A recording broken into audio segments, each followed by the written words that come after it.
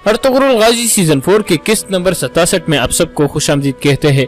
इस किस्त का आगाज इस सीन से होता है जहां अर्तुगरुल उसके साथी एक जगह असलहान का जनाजा पढ़ रहे होते हैं। जनाजे के बाद इब्नुल अरबी सामने खड़े होकर एक खिताब करते हैं। इसमें वो सबको सब्र करने की तलकीन करते हैं और हजरत मोहम्मद सल्लल्लाहु अलैहि वसल्लम की बहुत सी मिसालें देकर कहते हैं कि उन्होंने हमेशा सब्र किया, अब आपको भी सब्र और हौसले से काम लेना चाहिए। इसी दौरान गुनल्ब काई कबीले में मौजूद था और पूछता है वो जनाजे को कहाँ दफन करने गए हैं। अर्तुग कहता है ये हमें नहीं पता। गुनल्ब कहता है आप झूठ बोल रहे हो, अर्तुगरुल यही है। हाइमा खातून कहती है इजाजत के बगैर कबीले में दाखिल होने का हक तुम्हें किसने दिया, पहले मुझे ये बताओ। गुनल्ब कहता है मैं अपनी जिम्मेदारी निभा रहा हूँ, मुझे किसी की इजाजत की जरूरत नहीं है। अर्तुगरुल की मिलने तक ऐसा जारी रहेगा। फिर गुनल्ब अपने सिपाहियों को कहता है बड़े खेमे की तलाशी लो। हकीम अर्तुग कहता है यही खड़े रहो गुनल्ब साहब, आप अपनी हद उबूर कर रहे हो। हाइमा खातून कहती है किसी को भी हमारे खेमे पर हमला करने की इजाजत नहीं दी जाएगी। गुनल्ब कहता है अर्तुगरुल के लिए मौत का फरमान जारी हुआ है, मेरे लिए मुश्किल मत बनाओ, मुझे बताओ कि आपने उसे कहाँ छुपाया है। ये सुनकर हलीमा कहती है गुनल्ब साहब क्या आप अर्तुगरुल को इतना बुज़दिल समझते हो कि वो छुप जाएगा? अगर वो यहाँ होता तो सबसे पहले वो तुम्हारे सामने आता, अगर जरूरत पड़ती तो वो तुम्हारे साथ लड़ता। गुनल्ब कहता है मैं अपनी जिम्मेदारी निभा रहा हूँ, अब मैं आखिरी दफा आपको वार्निंग दे रहा हूँ। हाइमा खातून कहती है तो फिर तुम क्या करोगे गुनल्ब, क्या तुम हम पर तलवारें चलाओगे जैसे तुम्हारे बाबा और तुम्हारे वालदा पर चलाई गई थी? ये सुनकर गुनल्ब के जहन में दोबारा बचपन वाला ख्याल आ जाता है।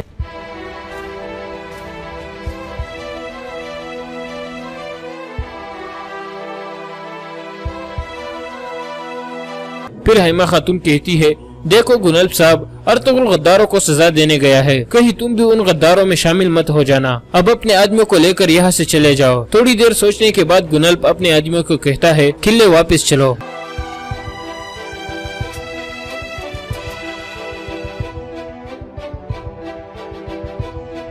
फिर गुनल्ब हकीम अर्तुग को कहता है अगर अर्तुगरुल यहाँ आए तो उसे बता देना कि मैं तब तक नहीं रुकूंगा जब तक उसके किए की सजा उसे नहीं देता। ये कहकर गुनल्ब वापस मुड़ जाता है। इसी दौरान अमीर हिसामुद्दीन भी कबीले में पहुँच गया था जिसे सुल्तान गियासुद्दीन ने भेजा था। वो हकीम अर्तुग को सलाम करने के बाद कहता है मुझे फौरन अर्तुगरुल साहब के पास ले जाए, हमने कुछ अहम बातें करनी है। अर्तुग पूछता है आप कौन है? हिसामुद्दीन कहता है मैं सिवास का वजीर अमीर हिसामुद्दीन कराजा हूँ। दूसरी तरफ असलहान को दफना दिया गया था। तुर्गुत कब्र के पास बैठकर अहद करता है कि मैं असलहान का इंतकाम जरूर लूंगा। फिर अर्तुगरुल उसे दिलासा देकर कड़ा कर लेता है और फिर कहता है असलहान खातून ने हमारे लिए अपनी जान कुर्बान कर दी, हर कोई ऐसा करने की जुर्रत नहीं रखता, तुम अपनी बीवी पर फख्र करो, हम इकट्ठे मिलकर उसका इंतकाम लेंगे। तुर्गुत कहता है हम लेंगे सरदार, न सिर्फ असलहान का इंतकाम लेंगे बल्कि सब बेगुनाहों का इंतकाम लेंगे जो जालिमों का निशाना बने हैं। फिर अर्तुगरुल अपनी तलवार निकाल कर कहता है जब तक हम इंतकाम नहीं ले लेते तब तक अपनी तलवारों को वापस नियाम में नहीं डालेंगे। दूसरी तरफ कोने में सुल्तान गियासुद्दीन अपनी मरकजी हाल में आता है और सुल्तान अलाउद्दीन के जंगी लिबास के सामने खड़ा होकर कहता है मैं भी आपका बेटा था, मैं भी अपने भाई क्रेजर सलान की तरह रियासत के लिए अपनी जान फिदा करने के लिए तैयार था। आपने मुझे अपने तख्त के लायक नहीं समझा, लेकिन मैं साबित करूंगा कि मैं आपके लायक बेटा हूँ बाबा। मैं आपकी और अपने भाई की मौत को रहेगा नहीं जाने दूंगा, मैं रियासत को अंदर की बलाओं से निजात दिलाऊंगा। फिर गियासुद्दीन तख्त पर बैठ जाता है। इतने में उसकी वालदा माहपरी भी वहाँ आ जाती है और कहती है खुशामदीद बेटा, मैं उम्मीद करती हूँ कि तुम्हारा शिकार अच्छा रहा होगा। गियासुद्दीन कहता है मैं शिकार करने नहीं गया था वालदा, मैं वहाँ अमीर हिसामुद्दीन से मिलने गया था। अब वो अर्तुगरुल साहब के पास पहुँच गया होगा। अब या तो सादुद्दीन जिंदा रहेगा या मैं, या रियासत, या फिर खून का दरिया, और कोई रास्ता नहीं है। दूसरी तरफ अर्तुगरुल और उसके साथी एक गार में पहुँच गए थे। इतने में अब्दुर्रहमान अंदर आकर कहता है सरदार अर्तुग साहब आए हैं, उनके साथ एक आदमी है जिसे मैं नहीं जानता। अर्तुगरुल कहता है लाजमी कोई अहम बात होगी, उन्हें अंदर आने दो अब्दुर्रहमान। थोड़ी देर बाद अर्तुग और हिसामुद्दीन अंदर दाखिल होते हैं। हिसामुद्दीन अर्तुगरुल और तुर्गुत से असलहान का अफसोस करता है। फिर अर्तुगरुल पूछता है आप कौन है? हिसामुद्दीन अपना तारुफ कराता है। अर्तुगरुल कहता है मैंने आपका नाम सुना हुआ है, खुशामदीद, आए बैठ जाए। इसके बाद सब बैठ जाते हैं। फिर अर्तुगरुल कहता है लाजमी कोई अहम बात होगी कि आप यहाँ आए हैं हिसामुद्दीन साहब। हिसामुद्दीन कहता है सुल्तान ने मुझे एक खुसूसी फरमान दिया है। फिर हिसामुद्दीन एक खत निकाल कर अर्तुगरुल के हवाले कर देता है। उसे पढ़ने के बाद अर्तुगरुल कहता है ये तो अमीर सादुद्दीन की मौत का फरमान है। हिसामुद्दीन कहता है ये जिम्मेदारी हम दोनों को दी गई है अर्तुगरुल साहब, हम इकट्ठे मिलकर सादतीन से छुटकारा हासिल करेंगे। सादतीन ने सुल्तान को जंग मुहिम पर जाने से रोक दिया था ताकि वो फौज के साथ सामसट किला फतह करने के लिए जा सके। सुल्तान ने उसे एक मकसद के लिए वहाँ भेजा है। सोगढ़ से उसकी वापसी पर हमने उसके लिए जाल बिछाना है। पहले हम उसका एतमाद हासिल करेंगे और फिर उसका खात्मा कर लेंगे जब उसे बिल्कुल भी इसकी तवक्को नहीं होगी। दूसरी तरफ मेहमान खाने में सादतीन को तैयार करवाया जा रहा था। सादतीन दिल में कह रहा था, अब मेरा सुल्तान बनने का वक्त आ गया है। इतने में कैरालदा अंदर आकर कहता है, हम सामसट किले की तरफ रवाना होने के लिए तैयार है अमीर हजरत, फौज आपका इंतजार कर रही है। सादतीन कहता है, हमारी पाक जंग मुबारक हो। दूसरी तरफ गार में अर्तुगरुल कहता है, हमें कोपिक के सारे मुखालफों से एक एक करके बात करनी होगी। हमें कोपिक को मारने और उसके मरने के बाद निजाम को ठीक रखने के लिए उनकी जरूरत होगी। हिसामुद्दीन कहता है, हमारे पास सिर्फ एक ही मकाम है अर्तुगरुल साहब, आखिर में या तो कोपिक का खून बहेगा या फिर कोपिक बहुत सारे लोगों का खून बहाएगा। अर्तुगरुल कहता है, चले फिर, रियासत को हमारी मदद की जरूरत है। हिसामुद्दीन कहता है, मैं सिवास की तरफ जाऊंगा, मेरे सिपाही मेरा इंतजार कर रहे हैं। इसके बाद दोपहर का वक्त हो जाता है।